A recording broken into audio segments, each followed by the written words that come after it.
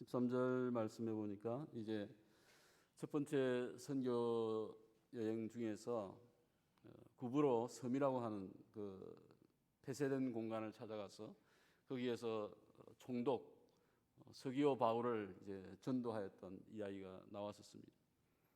이제는 그 구브로 섬에서 벗어나서 이제는 육지죠. 바다 건너편에 있는 갈라디아 지방 쪽을 넘어오는 이야기입니다. 그 과정 속에서 첫 번째 도착한 곳이 이제 비시디아 안디옥인데요. 근데 그 과정 속에서 무슨 이유인지는 알 수 없지만은 여기 보니까 요한이 그들을 떠났다. 선교 팀이죠. 지금 팀을 이루어서 같이 사역을 하고 있는데 마가 요한이 떠나갑니다. 이거 나 같이 갈 수 없습니다. 나는 지금 내가 왔던 내 고향인 예루살렘에 가겠습니다. 간 거죠. 그 이유는 정확하게 여기 성경에 설명이 되어 있지 않습니다.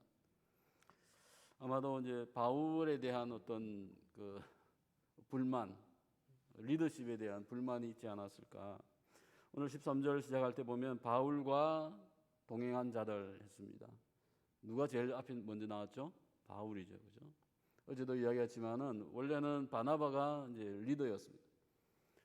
안디옥 교회 속에서 리더였지만은 이제 파송을 받고 같이 사역을 할 때 보니까 바울이 먼저 이름이 거명되어지고 바울과 동행한 자들하고 나와 바울의 팀이 되어지는 이런 상황이 되어지면서 아마도 팀 안에서 어떤 문제가 있지 않았을까라고 생각도 해보고요. 또는 마가 요한이 새로운 어떤 구브로 섬이라고 하는 이질감이 있는 좀 힘든 문화와 타문화적인 이 상황들 속에서 환경이 좋지 않아서 떠났을 수도 있다라고 이야기하기도 하고요. 또는 지금 이제 앞으로 맞이할 지역은 산악 지역입니다. 산이 많이 있고 힘든 지역이고 말라리아도 있고 다양한 어떤 환경들 속에서 그는 선교나 이것이 쉬운 게 아니구나. 아주 편하게 생각하고 참가했다가 포기하고 가는 그런 상황일 수도 있고요. 하지만 어쨌든 문제는 이제 마가 요한이 어떤 개인적인 문제, 어떤 실제적인 뭐 아파서 문제가 아니고요. 어떤 분명히 같이 가야 함에도 불구하고 그가 사역을 내가 하기 싫다 또는 안 하겠다 이제 이런 자세였던 것을 저희가 여기서 보게 되어집니다. 어쨌든 바울 사도는 이제 첫 팀에서 한 명이 또 쪼개져 나가면서 불안한 안정되지 못한 가진 어떤 선교의 팀이 되어지는데요. 하지만 여전히 14절 말씀 속에 보니까 사역은 진행되고 있습니다. 비시디아 안디옥에 도착을 하였는데 안식일이 되었습니다. 그래서 회당에 참여를 하여서 앉아 있었는데 조용히 앉아 있죠. 외부 손님이니까 앉아 있는데 율법과 선지자의 글을 읽은 후에 회당장이 사람을 보내어서 오늘 말씀에 대해서 혹시 얘기할 것이 있습니까? 라고 부탁을 합니다. 그래서 외부에서 와서 또 여기서 바울 사도가 이제 원래 바리새인에다가 율법을 연구하였던 자이기 때문에 말씀을 듣고 싶어 했죠. 예전에 이제 회당에서는 매일 이제 안식일마다 또 매일 모일 때마다 뭘 하냐면 성경을 읽습니다. 저희는 설교를 하잖아요. 성경을 읽어요. 성경을 읽고 나서 근데 여기 보니까 무엇을 읽었다고 했습니까? 율법과 선지자의 글. 그러니까 성경을 읽는데 한 부분은 이제 모세오경에서 한 부분을 읽고요. 또 선지자의 글 속에서 또 한 부분을 읽습니다. 두 개의 본문을 같이 이제 균형 있게 읽었다고 하는 얘기죠. 그리고 나서는 이 오늘 읽은 말씀에 대해서 해석을 하는데 누가 하실 분이 있습니까? 그래서 이제 이제 권면에서 나와서 이제 설교를 해주는 이야기인데요. 오늘 여기서 이제 바울이 나서고 있습니다. 16절 보면 손짓하여서 말을 하는 거죠. 17절 보면 하나님이 우리 조상들을 택하시고 애굽 땅에서 나그네된 그 백성을 높여 그 권능으로 인도하여 내사.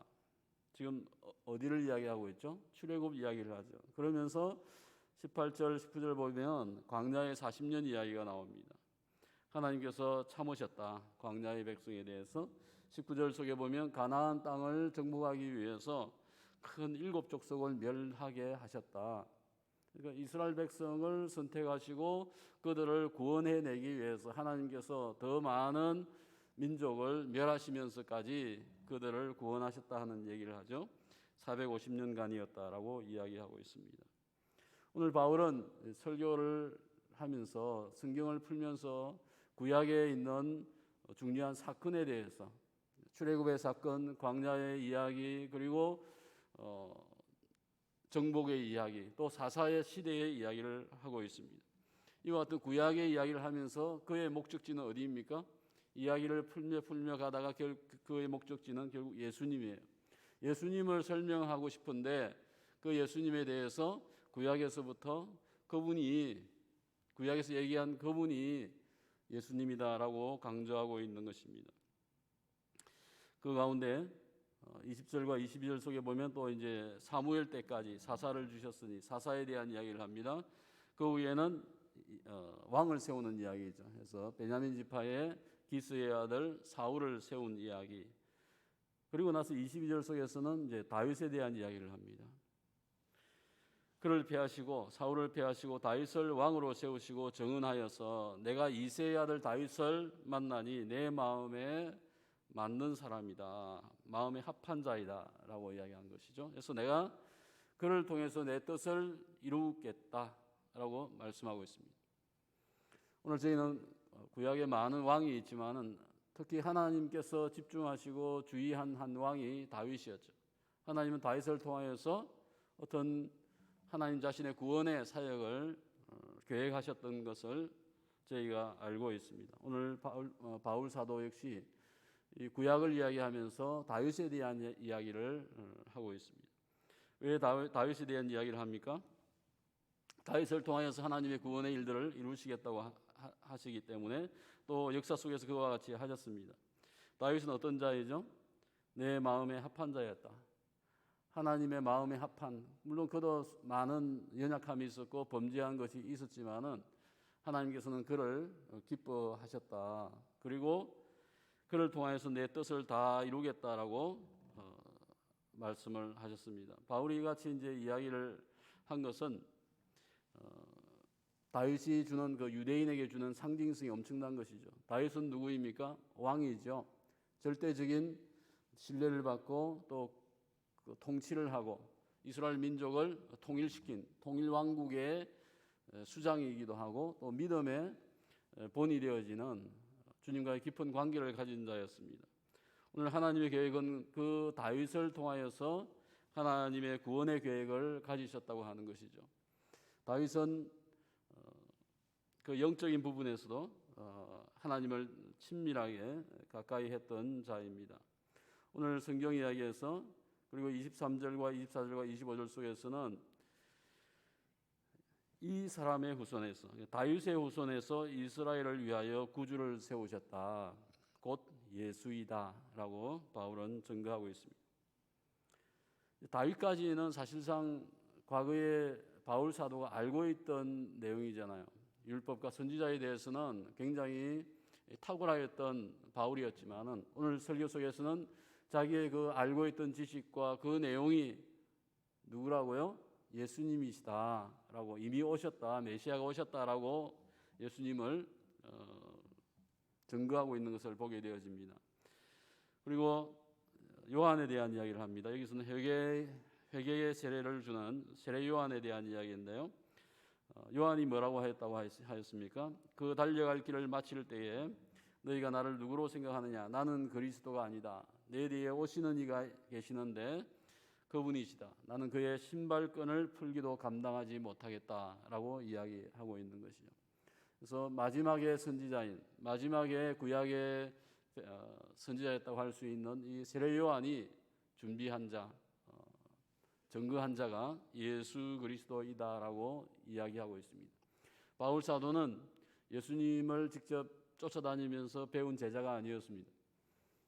세례 요한도 그가 잘 알지 못하였을 것입니다. 하지만 그가 구약의 말씀을 알고 있던 그 연구하고 배우면서 이것이 어떻게 예수님에게 연결되어지는지 또 세례 요한이 어떻게 사용되어졌는지를 그가 분명히 수년 동안 연구하고 준비하였기 때문에 이와 같이 말씀을 풀 수가 있었습니다. 오늘 왕가의 계보를 통해서 오시는 예수 그리스도를 증거하고 있습니다. 예수님께서 오실 때에 또 그분이 베푸시는 회개의 세례에 대한 이야기를 하고 있고요. 또 그와 같은 주님의 일을 준비한 요한에 대한 이야기를 합니다. 오늘 바울 사도는 이것을 구약을 이야기하면서 예수님을 증거하고 있는 것이죠. 아까 이야기했죠. 해당에서 성경을 읽으면은 늘 매일 읽는 본문이 이제 달라집니다.